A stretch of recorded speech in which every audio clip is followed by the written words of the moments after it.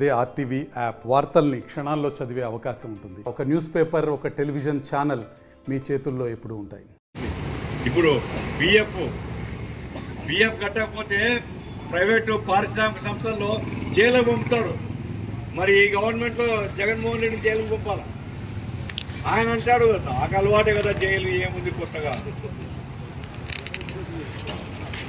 ఇట్లాంటి ప్రభుత్వం ఒక బాధ్యతారహితమైనటువంటి మోస్ట్ ఇర్రెస్పాన్సిబుల్ బిహేవియర్ తో ఉండేటువంటి గవర్నమెంట్ ఉండడం వల్ల దురదృష్టకరం. కాబట్టి ఉపాధ్యాయ సంఘాలు చేస్తున్నటువంటి ఆందోళన, ఎందుకంటే సోదర సంఘాల టీచర్ల సమస్య మీద ఆందోళన ప్రభుత్వం స్పందించాలా.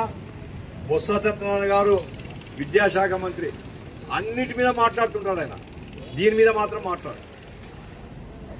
చాలా దురదృష్టం ఇది.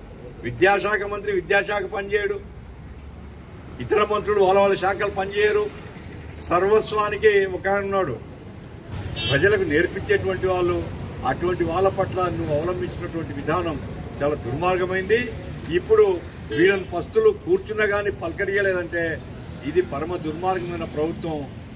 ఇది సాగనంపడానికి వీలే ప్రభుత్వం తప్ప ఇది బతుకుండేటువంటి పద్ధతిలో ఉండే ప్రభుత్వం కాదనిపిస్తుంది. ఏమైనా మీ సంఘాలు, మీ ఉద్యమాలు మరి తప్పనిసరిగా మీ న్యాయమైన కోరికల కోసం ఈ పోరాటాలు సాగించాల్సిందే. ఈ పోరాటాలకు మిగతా కార్మిక సంఘాలు కూడా సంపూర్ణంగా బలపరచలాగా మేము కూడా అవసరమైతే రౌండ్ టేబుల్ మీటింగ్లు అవి పెట్టి యూటీఎఫ్ యొక్క ఈ మొత్తం డిమాండ్స్ ఏవైతే ఉన్నాయో బకాయిల చెల్లింపు కూడా డిమాండ్ ఏమి ఉందా.